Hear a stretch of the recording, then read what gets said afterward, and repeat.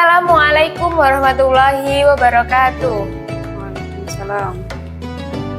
Hai sahabat pendidikan, kembali lagi bersama saya di podcast Asyafi'iyah Kendal. Kali ini kita bersama dengan tamu yang begitu spesial sekali. Beliau ini baru saja kembali dari Tanah Suci. Ini dia, beliau ini Ibu Hajah Ustazah Hajah Ani Halimatus Sa'diyah. Mungkin bisa perkenalkan diri dulu, Ustazah. Terima kasih waktunya, Bu Lutfi. Ya. Perkenalkan, nama saya Ani Halimatus Sa'diyah. Saya guru bahasa Indonesia di MTS Asyafi'iyah Kendal. Domisili di Kendal sendiri. Mungkin cukup itu. Iya. Beliau ini juga ustazah di MTS Asyafi'iyah ya, mengajar Bahasa Indonesia. bahasa Indonesia. Ini kan ustazah ini baru saja kembali ya dari Tanah Suci, Ya, Bu Hajah ini. Nah, mungkin sebelum kita mulai bisa dipimpin doa dulu, ustazah. Alhamdulillah.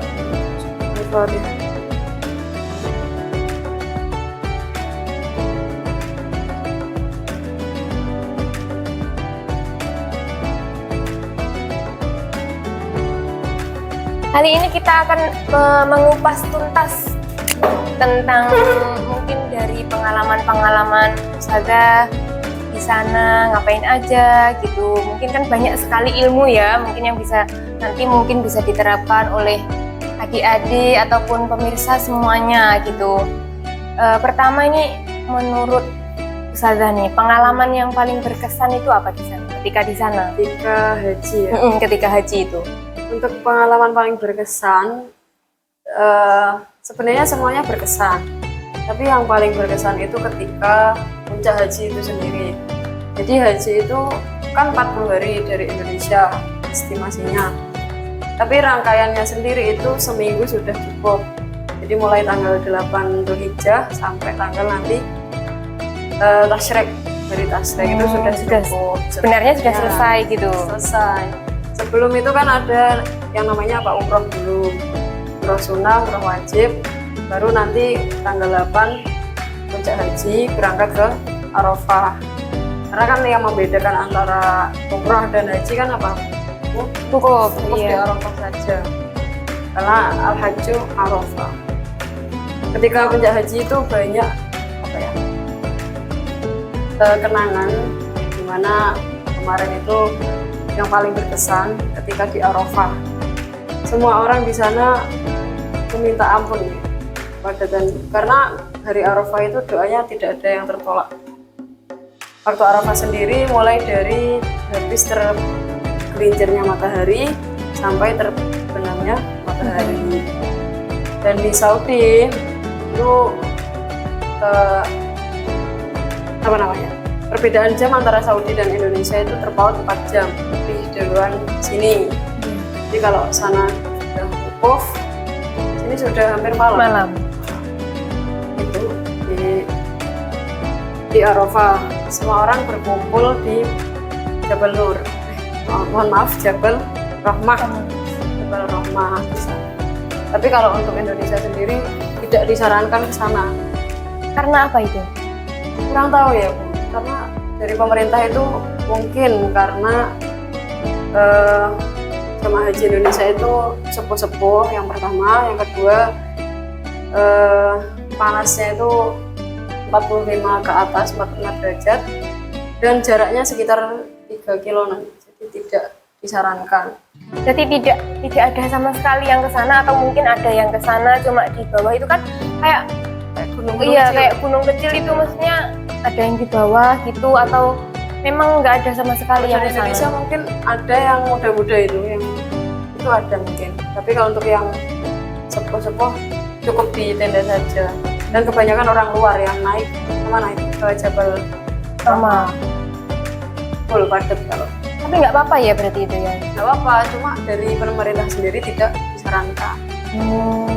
Sebenarnya saya juga ingin banget naik, tapi karena yang lain tidak ya ada, mungkin ya. udah ada temennya juga, karena temennya sepuh semua. Iya. Ya udah di tenda aja sudah cukup, sudah sama yang di Jabal Rahmah. Jabal Rahmah itu kan tempat ketemunya Nabi Adam sama Siti Hawa. Siti Hawa. Ke situ semua. Itu pas di hari Arafah. Tapi yang lainnya juga pasti berkesan banget gitu ya.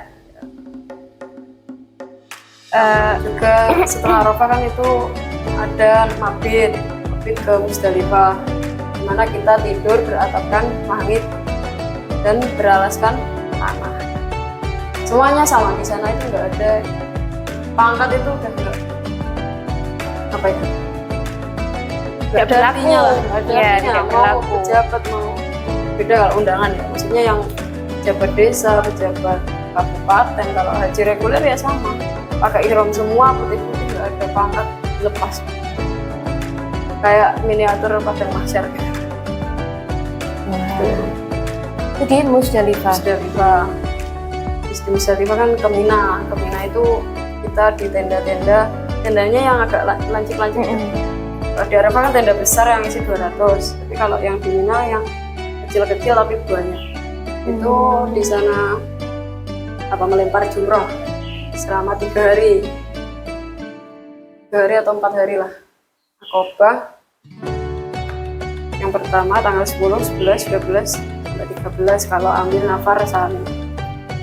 Setelah itu nanti kembali ke Mekah, ke Masjidil Haram untuk melakukan tawaf ibadah, sa'i dan tahallul. Sudah selesai haji. Sebenarnya ya. Sebenarnya kan ya singkat gitu. Seminggu aja sudah.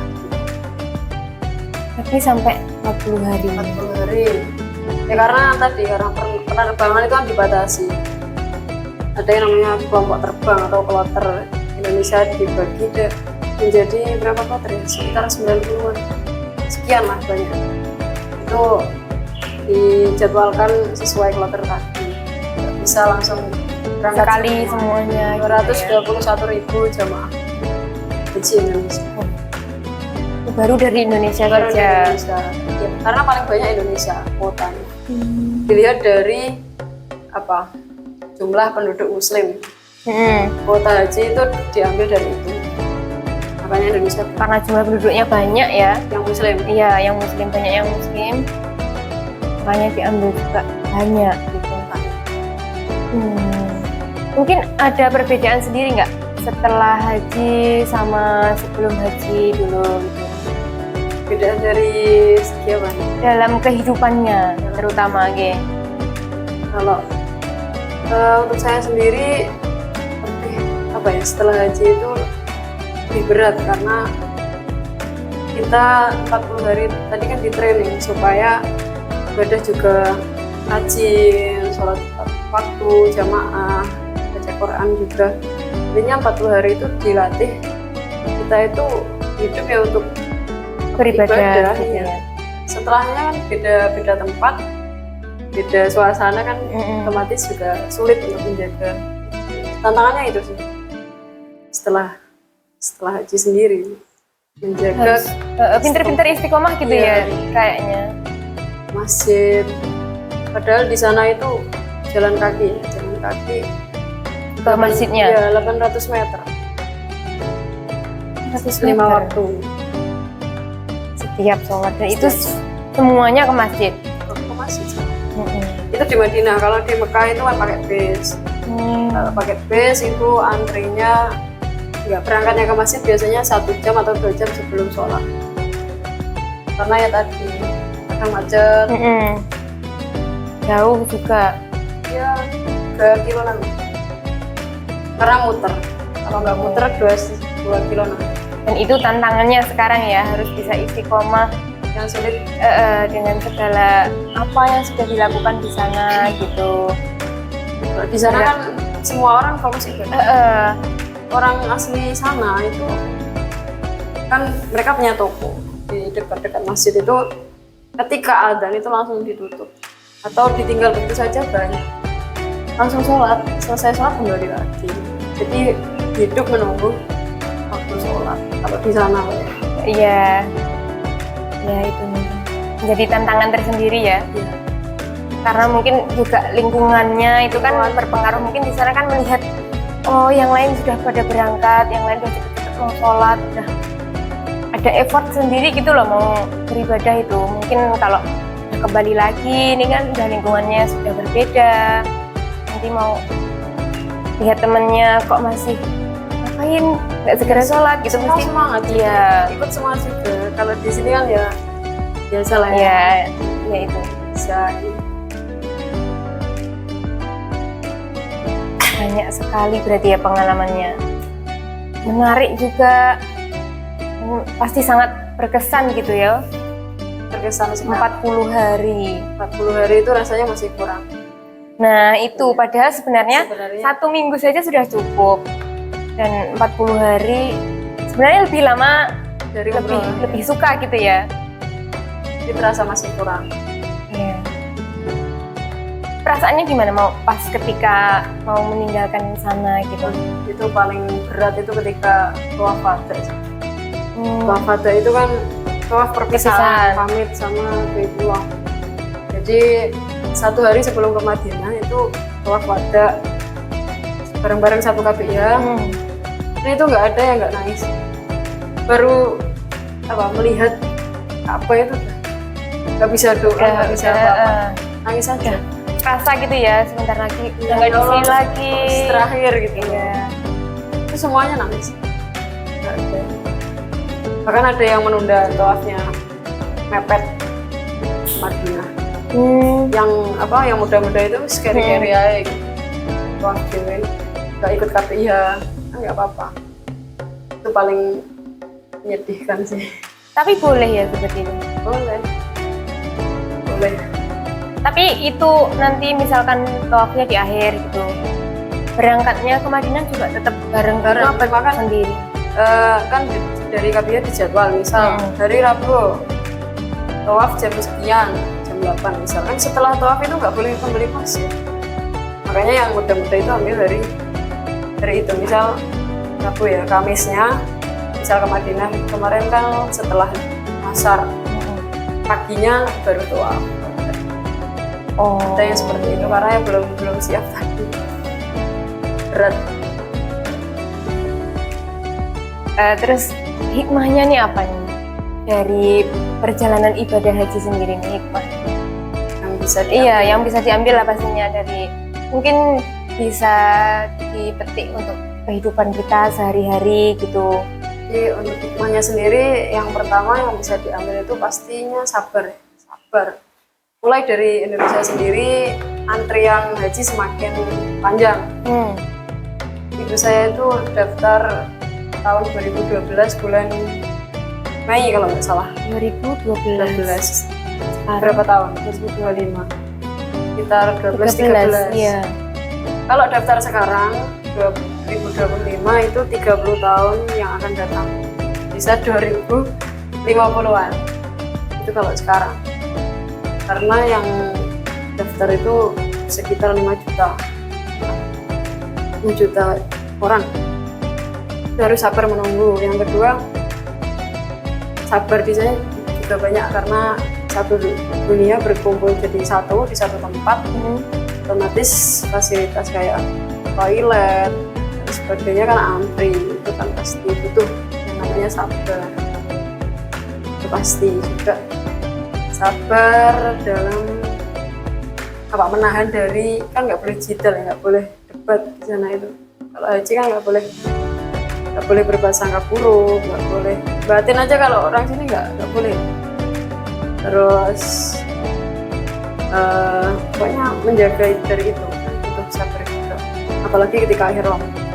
Yang kedua, ikhlas itu karena kita 40 hari meninggalkan rumah, meninggalkan keluarga semuanya.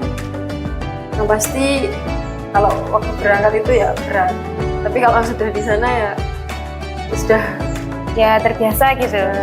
lupa karena udah enak di sana gitu. Iya.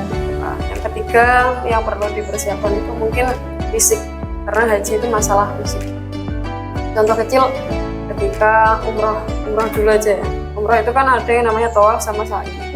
Kalau di sana pakai kursi roda, nggak bawa sendiri dan nggak ada yang dorong, otomatis bayar. Bayarnya itu sekitar 300 real untuk 1 kali tawaf dan 1 kali sa'i. 300 real itu kalau dikurskan jadi berapa? Sekitar 1.500.000-an untuk sekali umroh.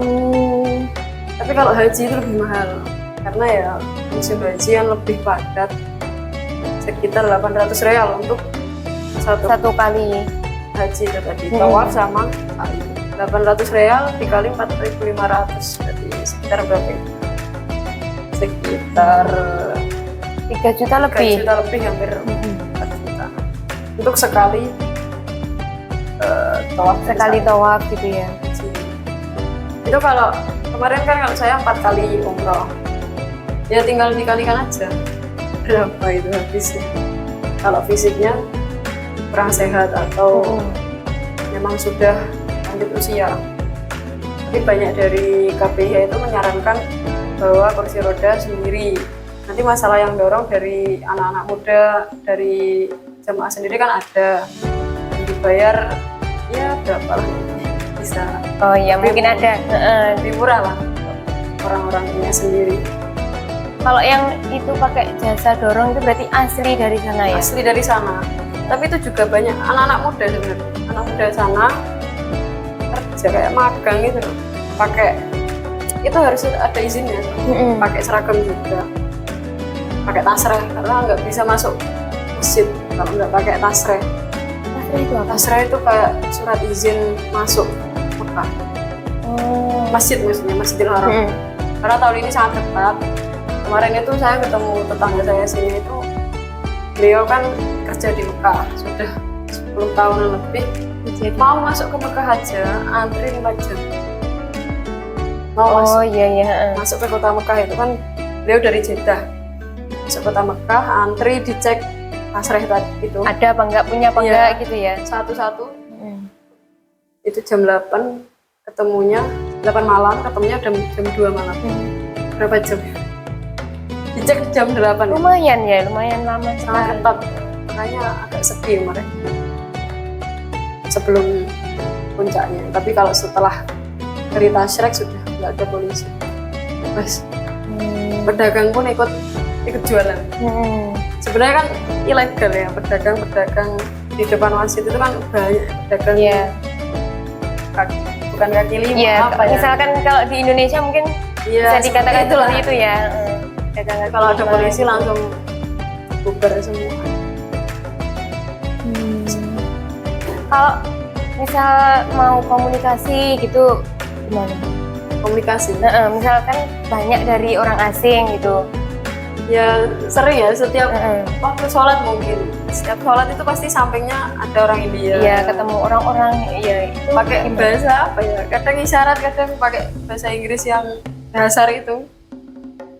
Ya, dari mana? Udah gitu aja.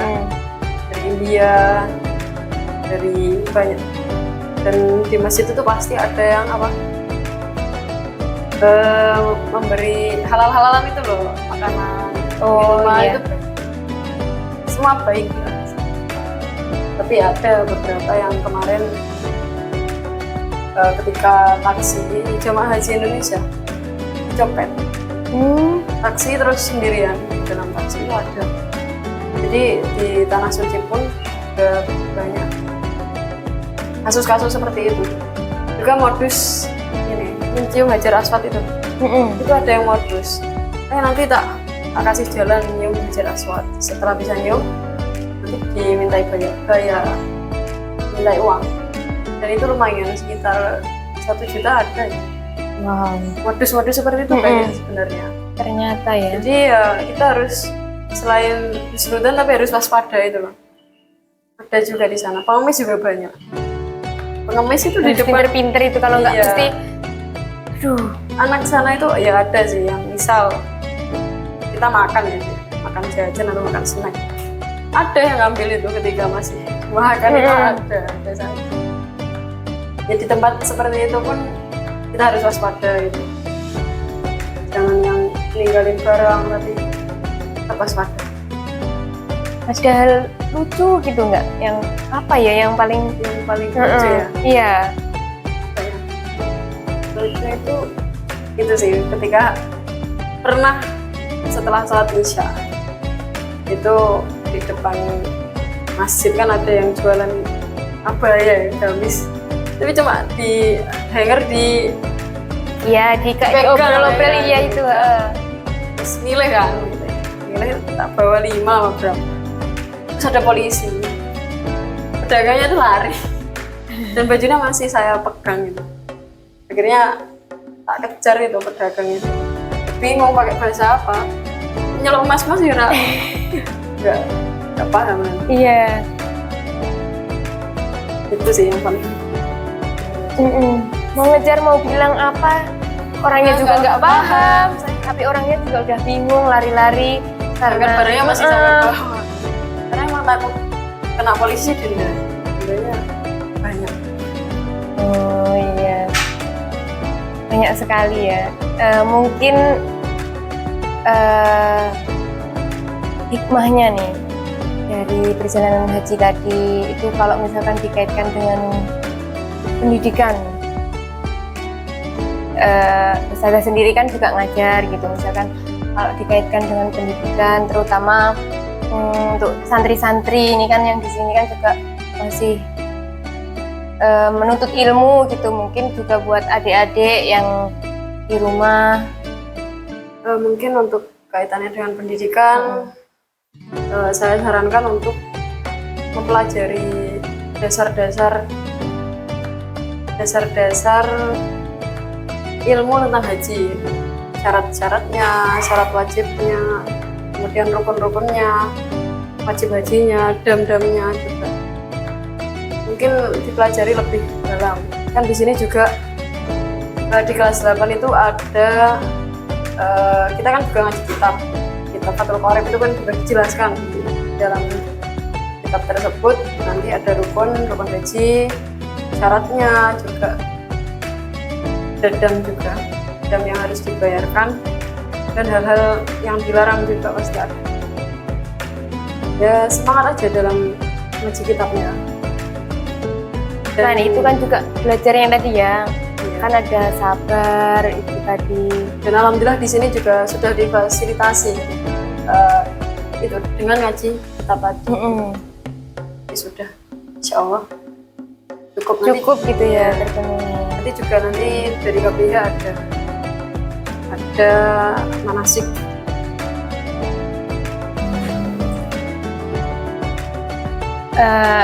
Mungkin itu tadi sudah cukup banyak sekali ya yang sudah kita kupas, mulai dari awal haji itu gimana saja, apa saja yang menarik, dan sebenarnya sih menarik semuanya, tapi ternyata ada hal-hal yang paling menarik dan paling lucu gitu ya, mungkin mengesankan tersendiri gitu.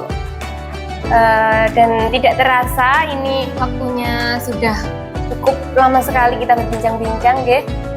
Mungkin sebelum kita tutup ini Ustazah bisa memimpin doa dulu. Bismillahirrahmanirrahim. Alhamdulillahirabbil alamin. Alhamdulillahirabbil alamin. Rabbil mazidah. Alhamdulillah kasana ala nafsina ma'alika. Ika ala nafsi. Ika lana ridha. Rasulullah. Ahmaduka ala jamina minka ma'alimna minka wa ma'alam. Ashkuruka ala jamina minka ma'alimna minka wa ma'alam. Wa ala kulli hal. Allahumma ya muhawwil al-hal. Wa haram ila salihan.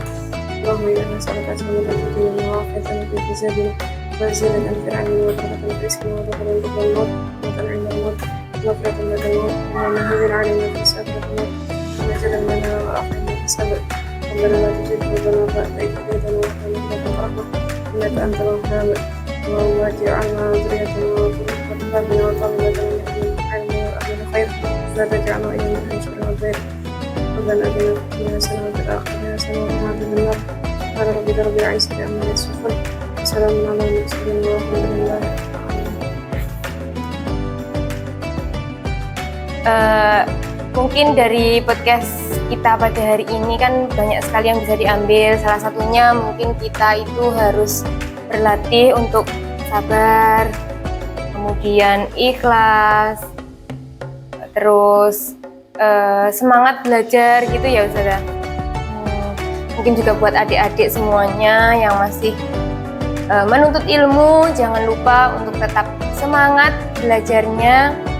Dan misalkan ada pengalaman-pengalaman seperti ini kan bisa berhaji, ini juga dulunya itu belajarnya juga mesti sungguh-sungguh gitu ya Ustazah ya. Mungkin cukup sekian untuk podcast kita hari ini. Jangan lupa untuk like, komen, dan subscribe di channel YouTube MTS Asyafi'iyah Kendal. Oke, buat adik-adik semuanya, jangan ragu untuk mondok. Ayo mondok, santri kuat, hebat, dan bermartabat. Mungkin cukup sekian dari podcast kita hari ini. Bisa kita akhiri. Assalamualaikum warahmatullahi wabarakatuh.